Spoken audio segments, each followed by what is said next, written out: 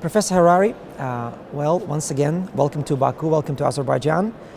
You were a keynote speaker at the opening ceremony of the 74th International Astronautical Congress here in Baku. And this Congress brings together space enthusiasts, researchers, scientists, students, companies that are involved in space exploration. I'm curious, when you were a kid, did you ever dream becoming an astronaut? No, not really. I know that many kids dream of being astronauts. I was always more interested in inner space than outer space. I guess I'm an introvert. And I think maybe the greatest mystery in the universe is right here. How the mind works, how consciousness works.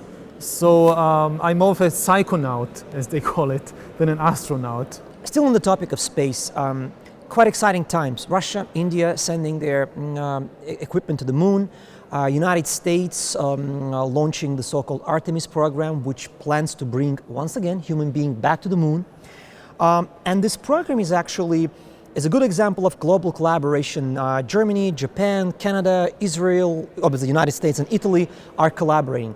So my question to you is, can this program be a showcase for the power of diversity and collaboration in tackling the global challenges? Yes, I mean, hopefully we'll see more of this kind of cooperation on Earth and not just in outer space, because we need it most on Earth. One of the criticisms of the space race in the previous age, during the Cold War, was that it was fueled to some extent by despair about planet Earth. That people felt, this planet is over, humans are going to destroy each other, so maybe we need to explore space in order to save human civilization elsewhere. And some people fear that this is happening again, that because of climate change, because of rising global tensions and maybe a new Cold War, human existence on Earth is again in danger, so we need to speed up the exploration and colonization of other planets.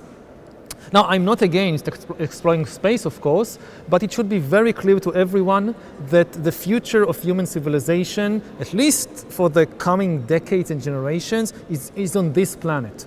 It is extremely difficult to keep human beings alive in outer space or on other planets. So yes, we should explore other planets, but not at the expense of this one. And we need to make sure that all these countries can cooperate here on Earth to deal with problems like climate change. Otherwise, there will be no future for human civilization anywhere. Speaking about cooperation and bringing us back to Earth, Azerbaijan, and it's actually also kind of an historical perspective, Azerbaijan is home to approximately 10,000 people of Jewish descent, the so-called mountainous Jews. And they've been living here, according to sort of historical facts, over 15 centuries. Now, Azerbaijan is a predominantly Muslim state, and Islam has been in Azerbaijan since almost 7th century. To us, it's a great, even a paradoxical example of coexistence of Jews and Muslims under one roof for centuries, and existing and coexisting peacefully, which I should underline, over many, as you can imagine, historical situations when situations were quite sort of not as good for the population. And to me, it's a great example, but also a question: how can we repeat, or how can we ensure that the sort of the religious tolerance or national identities can actually can exist in this kind of peaceful environment? What should be clear is that violence ultimately is our decision. That some people think that violence is like a law of nature, that there is always the same level of violence between people. And this is absolutely not true. That every war, every oppression, every persecution is ultimately the result of human decisions. Human decisions not just at one moment, but over generations. There is an imbalance between peace and war. To have peace, you need to invest in building trust over years, decades, generations. You have to again and again choose peace. You have to plant seeds of peace, so there will be peace in the future. War, on the other hand, can happen in one moment. You can shatter trust that was built over generations in a single decision. And even when this happens, then our job is to start rebuilding. You know, Azerbaijan has been through difficult times in the past. Now it's in a much stronger position. When you become more powerful, you should also have more responsibility. So I think, and the Azeri people have shown it in the past, like with the Jewish population, that they can be tolerant and they can plant seeds of peace. And even if this is difficult, these are the best seeds to plant. Because ultimately, the most important asset in the world, in history, is trust between people. When you have hatred between neighbors, then even if you are the strongest neighbor in the neighborhood, your life will still be miserable. Maybe sort of jumping into a little bit into the future. We've talked about the past and we talked about space. You know, I'm a father of two, and one of my kids is, in a few years, he's going to enter that age when he finishes school and he needs to choose a university. And I'll be honest with you, I'm not sure what advice I can give him. You know, you look at all this World Economic Forum and different kind of, agencies that provide forecasts, machine learning, artificial intelligence, coding, and what kind of skills are required. But as someone who has been quite vocal on the future of humanity, what would be your recommendation to me as a parent that I can share with my kid? First of all, it's good that you're not sure what advice to give your kids, because we are at a moment where we are not sure. That, in fact, nobody has any idea how the job market would look like in 20 years or even in 10 years. We know that AI is coming, it's already here. We know it will change dramatically the job market, lots of jobs will disappear, new jobs will emerge, we are not sure which jobs. So anyone who is certain, people will need this skill, like people who say, okay, teach your kids to be computer scientists, how to write code. This is very dangerous. In 10 years, maybe AI writes code better than any human being. So your son or your daughter could spend years learning to code. And when they come to the job market, people say, we don't need you anymore. We have AI. So the best thing to invest in is not a specific limited skill, but the ability to keep learning and changing again and again, because we do know that the world will not change just once. We are entering a very fluid era in history and in the economy. To stay relevant, people will have to keep learning and changing and reinventing themselves again and again. So for this, again, the most important skill is to keep learning and changing throughout your life. And for this, you need high emotional intelligence. Emotional intelligence is what makes it possible for people to deal with the unknown, to deal with doubts, to keep changing. Change means letting go of something like I sit now comfortably here, and to change I need to get up, walk, go somewhere else. And this thing, of course, it demands physical skill, but it demands mental flexibility. And I think this is the most important thing to invest right now in the education of the young generation. Actually, we've spoken about your advice to younger generation, and I can almost see another question in my mind, which is of course more macro question. Countries, advice to countries. Now, Azerbaijan is an example of a small country, 10 million people population, relatively small geographical area, rich in energy resources, but actually nowadays tries to shift from resource-rich economy into technology-driven economy, at least as an intention for the future. But we all understand that in the race for being the most technological country in the world, small countries probably stand a little chance compared to bigger powers. But there must be a way out, or there must be a way. What would be your overall sort of vision? What is the place for small countries? And a small country like Azerbaijan cannot hope to compete alone against the USA or against China, who are leading the AI race. To avoid a repetition of the Industrial Revolution in the 19th century, when a few countries industrialized first, became industrial superpowers, and then conquered and exploited the rest of the world. To avoid a repeat of this scenario, the smaller countries need to come together, because only there is safety in numbers. The first rule of every empire is divide and rule. For a big, powerful country, if it is able to divide the smaller countries, make them fight against themselves, this is the road to empire.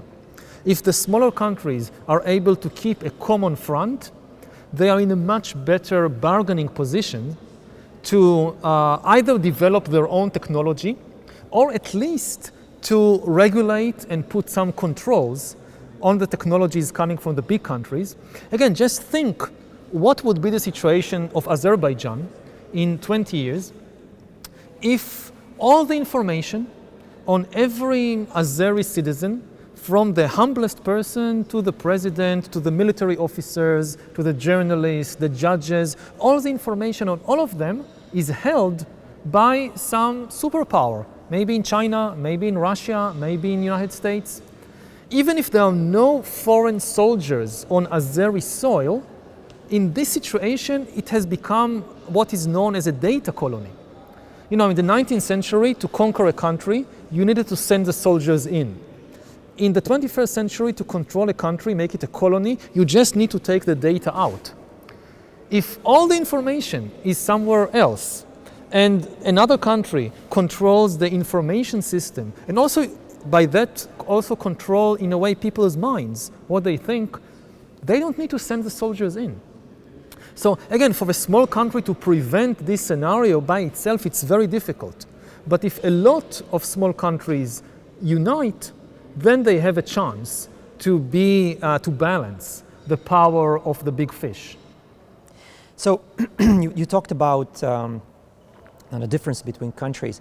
Again, I want to sort of go back to you as a historian and to hear your perspective on one question which to me has been widely discussed over centuries, the role of the individual in history. In other words, there have been examples, many examples, people like Nelson Mandela, Abraham Lincoln, Peter the Great, Mustafa Kemal Atatürk, who by themselves sort of embody the rise of the nation or embody the huge leap in the development of a certain nation. But at the same time, there are views that there are very, very few things that individuals can do. It's really the common knowledge and anything else. And again, as a historian, which camp do you support?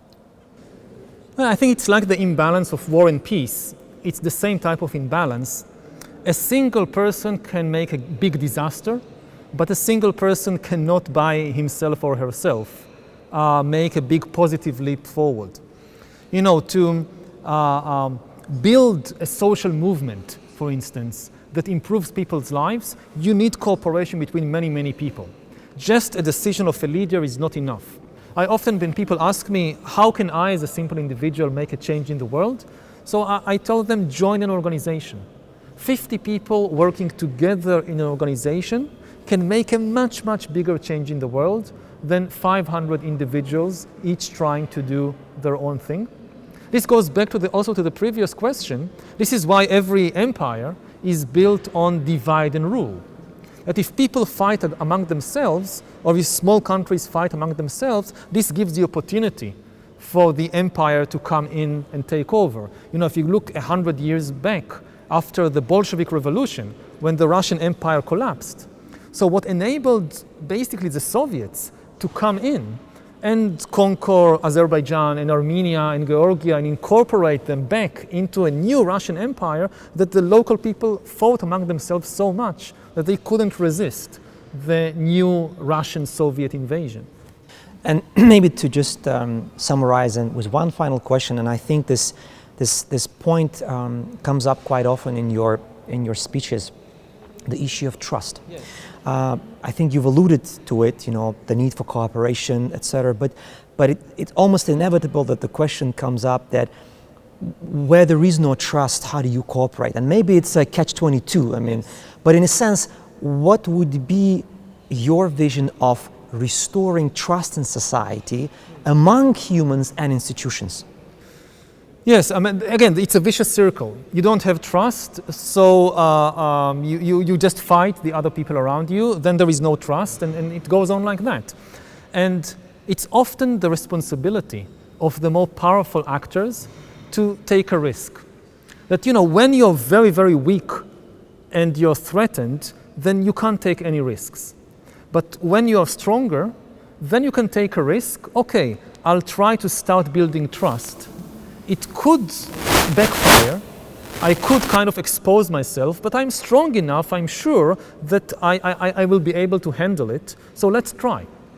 And, you know, you saw after the First World War that the victors had no trust in Germany, and they just tried to put Germany down. And in the end, they got the Second World War. After the Second World War, they tried something different. Then, okay, after all the terrible things that the Germans did, let's try to work with them. And you know, you had this initiative of the Steel and Coal Union, which eventually became the European Union. And you look at the level of trust that, say, France and Germany have between them today.